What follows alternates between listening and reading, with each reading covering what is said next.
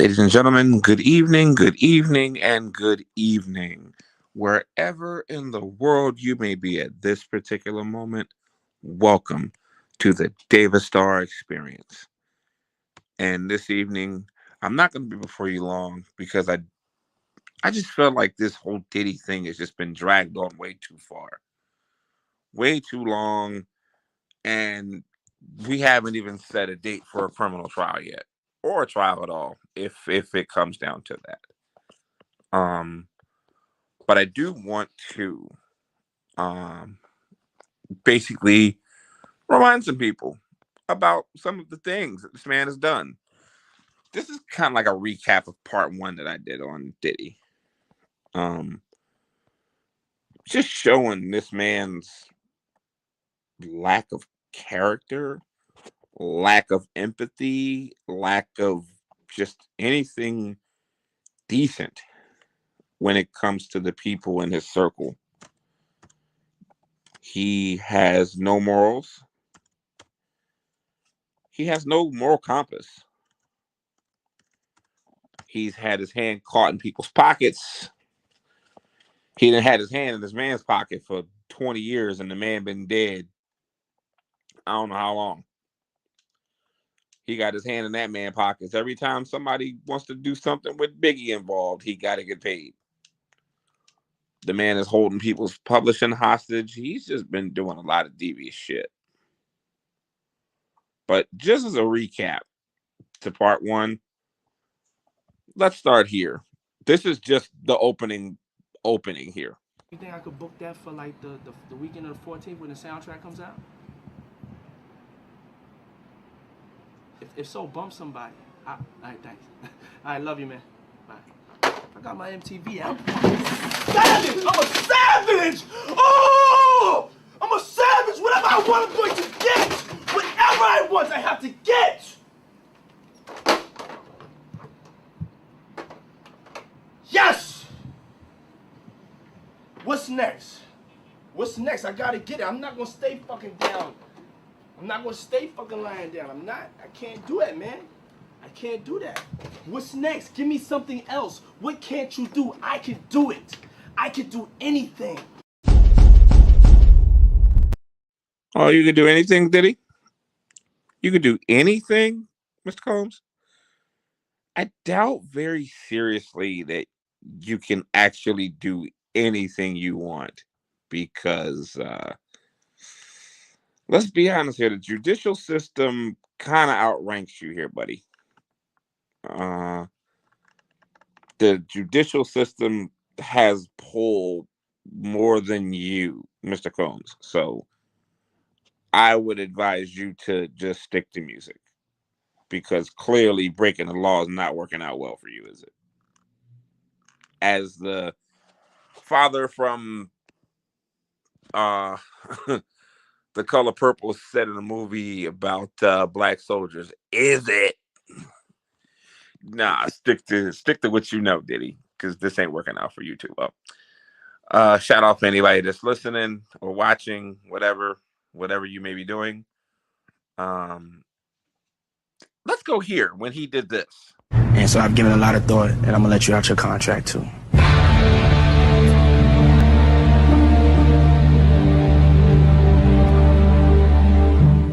As far as for you, Dawn, I still want to make music with you.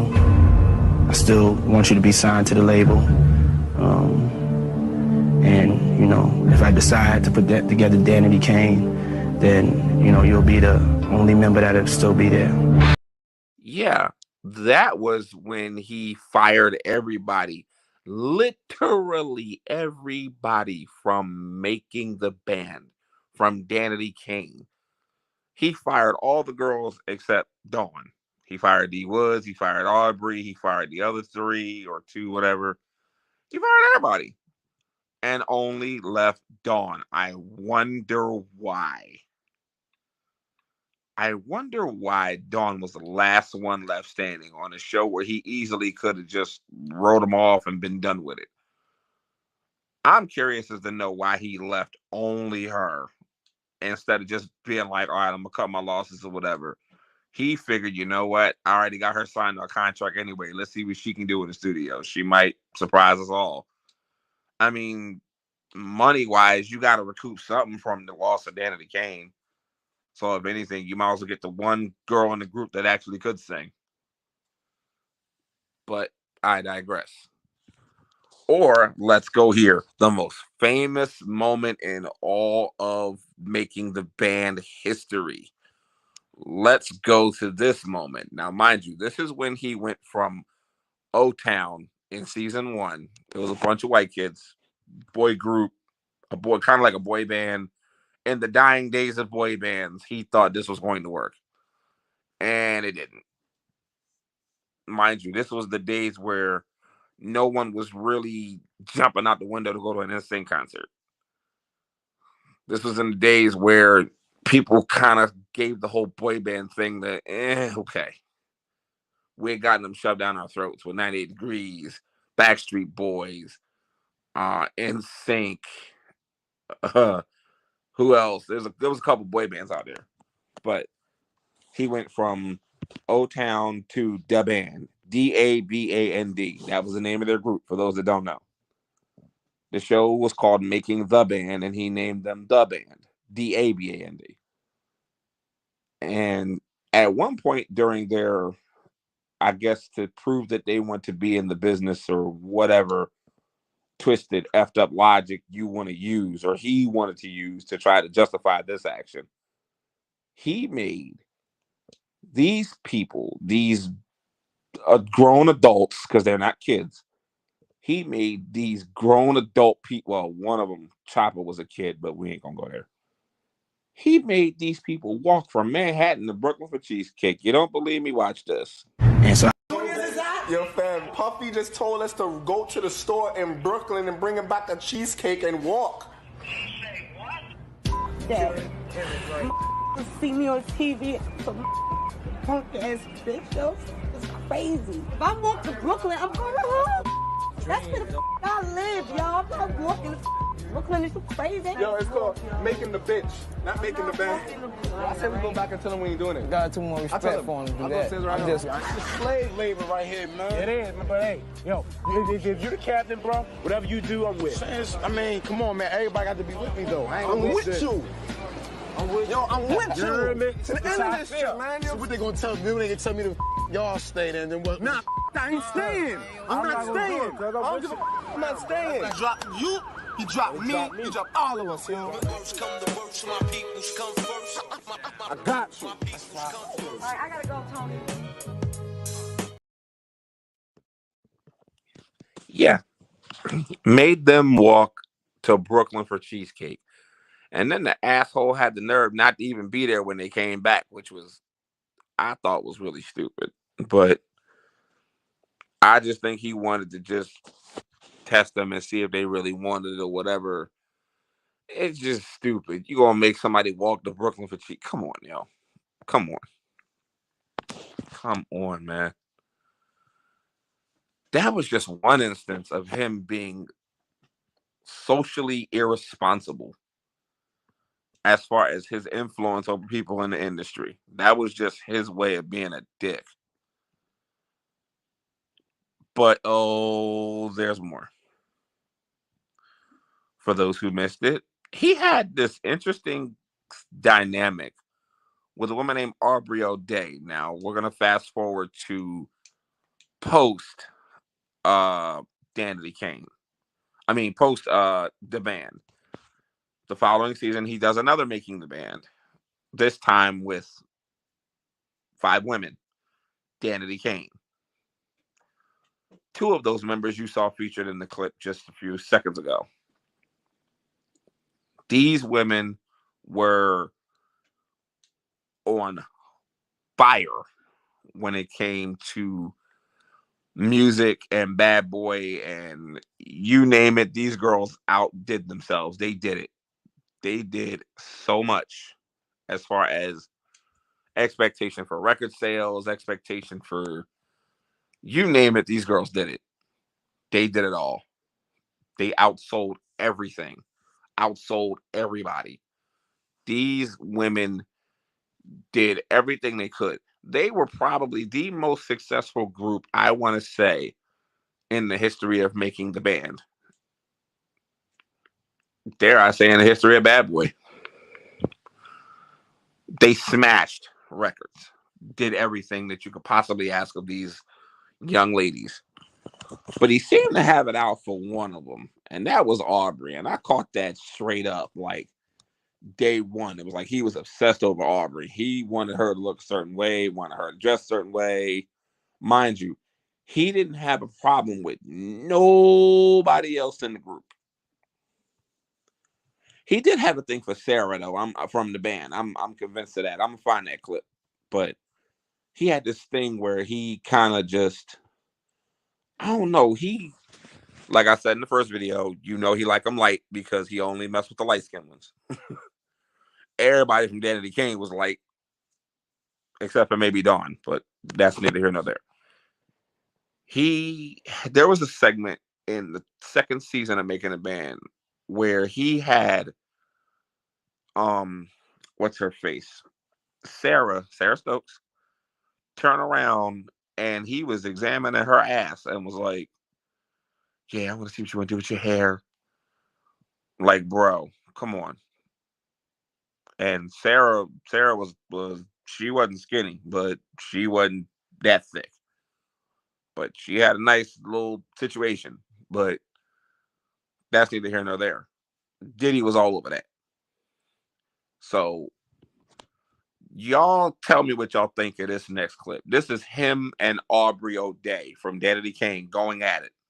You want to show all your skin. You want to be naked. But the whole concept of Danity Kane was like, when it comes together, it's one. Puff's going hard on the group, and then all of a sudden he singles me out and starts going on and on about how unhappy he is with me. And I just feel like nothing that I do, he's ever happy with. Can I ask a question? What do you want to look like, though? Do you want to look like a playboy, playmate? Do you want to look like you? Puff, I'm done with all of that. No. Like, what do you want to look like, though? I'll tell you. What do you want to look like, though? I'll tell you. I'm not focused on me. I'm focused on what this group should look like and how I should fit in this situation. You like big hair, though. I don't like big hair. You do like big hair. You like big hair. Puff, you like a lot of makeup and all that. Actually, I don't. I don't like big hair. I don't like certain makeup. I'm very flexible with what you want to do, and I've worked with everything that you've thrown at me. I'm not seeing the flexibility. You gaming me. Your hair people came in today, and they said this is how it needs to be. You know what I'm talking about. Care. You're pushing your own image, though. I'm not worried about whether my hair is straight, curly, whatever. I'm not here in a group to have curly, straight, big, makeup, whatever. I'm here in a group to sing with my group, and that is all I care about. For real. Like, maybe you just don't get me, and we don't get each other. You're gaming me, because if I pulled in all of the makeup artists and all of the hair people, they would not say that.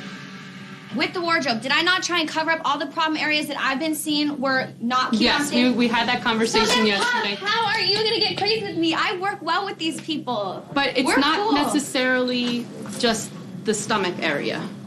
No, I'm talking about all of it. I mean, I was cool with whatever change he wanted to make today, and I did it. Yes, you were today. But Aubrey, you have to admit that sometimes when you want to do something, you want to do it. Well, yeah, I see what the problems are on TV, Puff. When people are looking crazy, or this is looking crazy, that's looking crazy. You even told me, review the things you do and pay attention to what the problem is. So I see what I do, and I see, ooh, that was not a good look. Let me fix that. I read the things that people say. You're the one that told me to do that. I do that, and I make an honest assessment with myself. I don't want you to look like Pamela Anderson. I don't want to sound Pamela. Well, that's in the direction. Well, you don't look like her. You don't look like that girl that I signed. I'm glad you know who Aubrey is.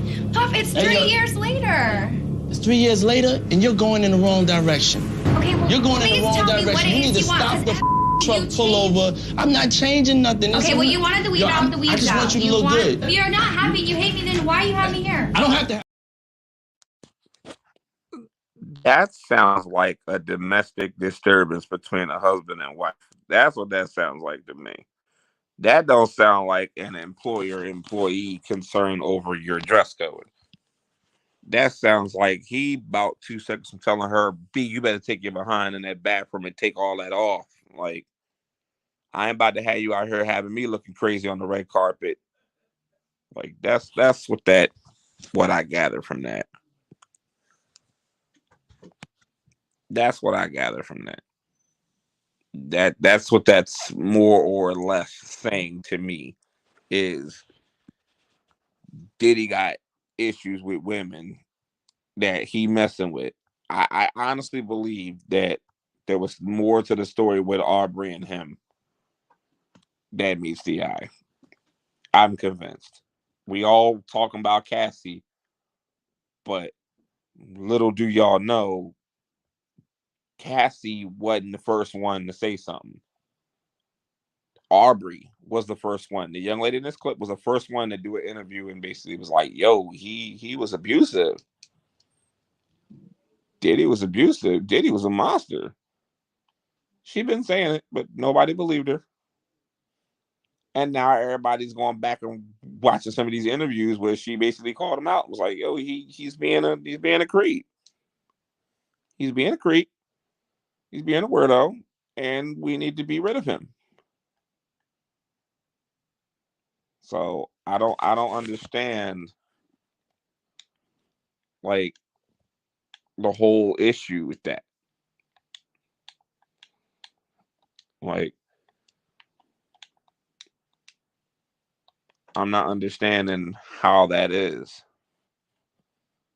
That Diddy's able to do the things that he's doing and still walk away unscathed. But as I've come to learn that karma isn't necessarily exclusive to people, he's gonna get his. He's gonna get his, and he's gonna get served a bad, bad, bad dose. He really is. Aubrey been calling him out. Cassie's now calling him out. People are just tired, man. They're tired of the games. They're tired of the BS. They're tired of people taking advantage of women. And this is what we've come to now. We've come to a point where people are tired, man. People are just dead dog tired of women being abused, women being mistreated and mishandled and not taken care of appropriately. And people are just tired, man. They're just tired and no one wants to deal with it. No one wants to put up with that mess. No one wants to put up with it, and no one's gonna put up with it. I'm just so glad that people are to the point where we're like, enough is enough. We need to protect our women. We need to protect those who can't protect themselves. I'm just so glad. I'm so glad that now we're in a place where this man can be stopped. I'm just very, very, very, very glad that we're now capable of addressing these things and addressing the men who are hurting our women, who are destroying their self-esteem, no matter who he is, no matter the celebrity, no matter your status, no matter your social standing. You gotta go. You gotta go. We gotta, as a real man and as a proud man who respects women, I gotta tell you, we putting you creeps on notice. We are putting you creeps on notice. Y'all gotta get up out of here. We're not putting up with this. We're not putting up with it. We're not gonna tolerate it. And it is what it is. You gotta go, you gotta go. Diddy or whoever it may be. We're gonna get you up out of here. Thank you, Cassie Ventura, for calling this man out. But it ain't just the money. I mean, it ain't just the sexual impropriety. We're talking about financial impropriety. We're talking about a lot of stuff. Matter of fact, we'll play this last clip and then I'm gonna sign off. But check this out, y'all.